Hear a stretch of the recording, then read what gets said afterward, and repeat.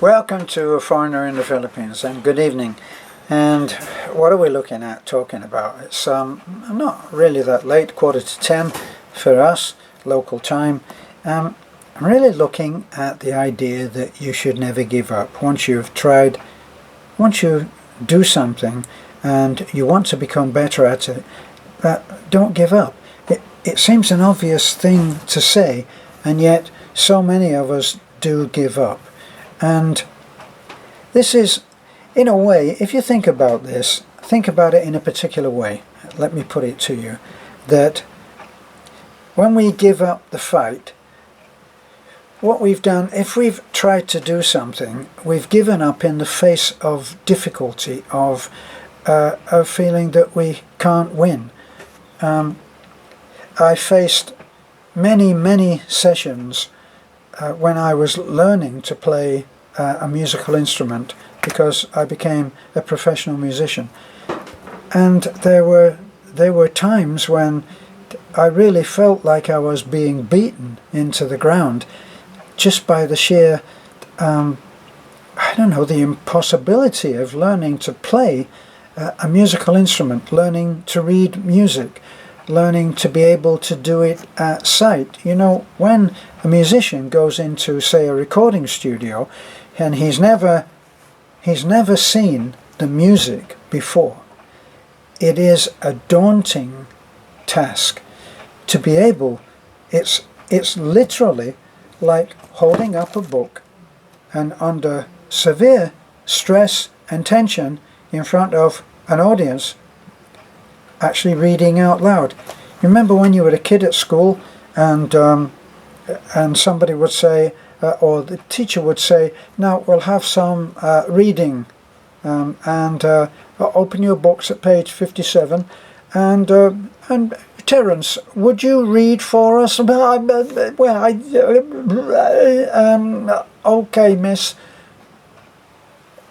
And I would be terrified, because I can't make a mistake, and if I made a mistake, kids at the back would go,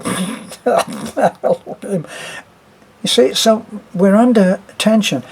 Musicians have an impossible task, that they must play something perfect. Why are they having to play it perfect? Because the studio is costing an enormous amount of money.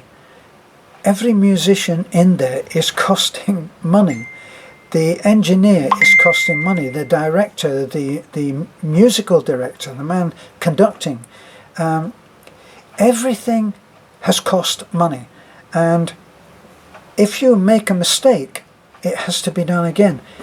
Now, you might think that you can just quietly make your mistake and nobody will notice, but here's the problem with that, is that people in that profession have excellent ears.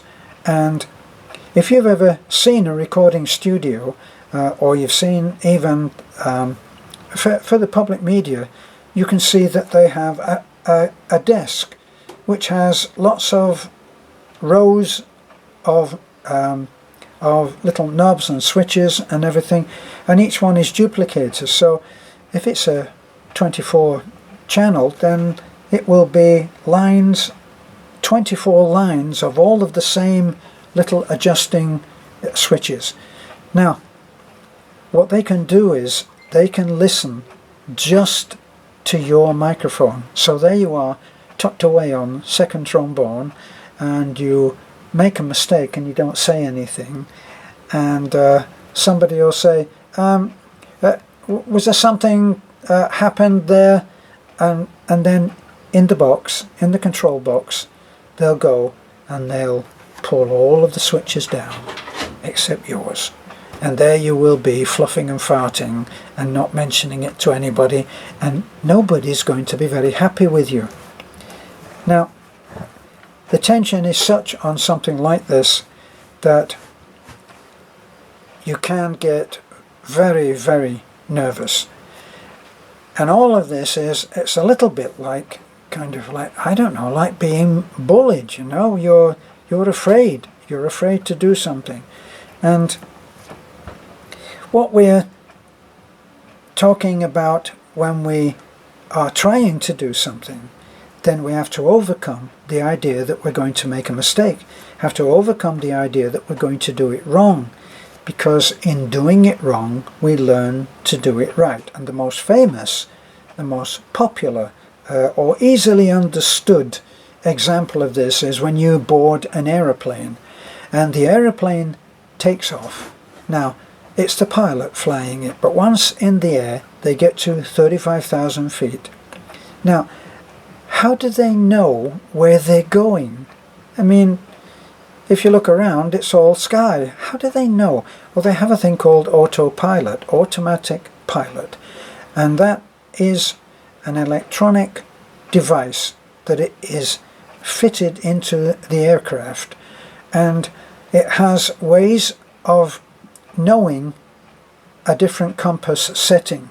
So to oversimplify it, this is what it does. It points the aircraft in a straight line until the equipment, the guidance system says we're going wrong. Now, so it's going in this direction like this, and then suddenly the aircraft autopilot system realizes that it's not going in the right way now. So it points it. It doesn't point it so that it goes around like this. It keeps pointing it in a series of straight lines. So here's the first line. That gets us out of the airport, gets us up to 35,000 feet. And then we have to make a change. So now it points in this direction. I'm over-exaggerating them, right? It'd be pointing like this. Then it would change the direction of the aircraft to this. And then it would keep on that until it realized it was wrong, and then it would change it to there, and back to there, and back to there, and back to here. And after 1 million or so straight lines that had been changed and altered, you would arrive at your destination, and the pilot would take over, the real pilot. Okay, so making a mistake is a vital part of learning how to do things. Now, after a while, after the discipline of learning to play an instrument, there's one thing that I know now, is that if I make mistakes, I don't give up. If I make mistakes, I say, oops, and I change direction.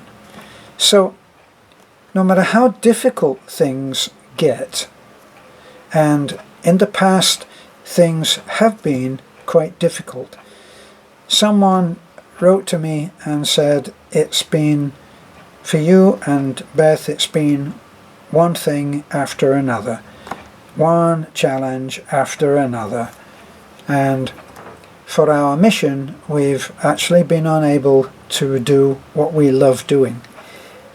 Now this is the crux. This is where it gets serious. This is where it gets dedicated. How much do you love doing what you do? Now, I know that there are millions of people in every country who are doing jobs that they hate. That's why you've got songs that say, hey, do you know what day this is? It's Friday. Because you go, oh, thank God for that. I don't have to go to work on Saturday and Sunday. And that's why Monday is one where they call it the Monday Blues. And that's because it's born of people who are forced by economy, by financial needs, to do something that they actually wish they didn't have to do.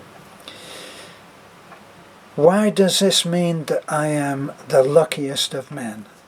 I'm married to a lovely lady who wants to do the same thing that I do. She wants to make videos. Now, when we started making videos, we never even thought about money. Now, a lot of people may be going, oh yeah, okay, yeah, we did, oh nah, yeah. And they don't believe it, and I understand that, and that's your right. But we made videos that we just loved doing. It was fun, and it's still fun. And so whatever happens, whatever wins or loses or disappointments, we'll always make videos. And that means that when we make a mistake, we'll put on another straight line. And when that one doesn't go right, we'll adjust it to another straight line. And we'll keep making straight lines as long as we need to.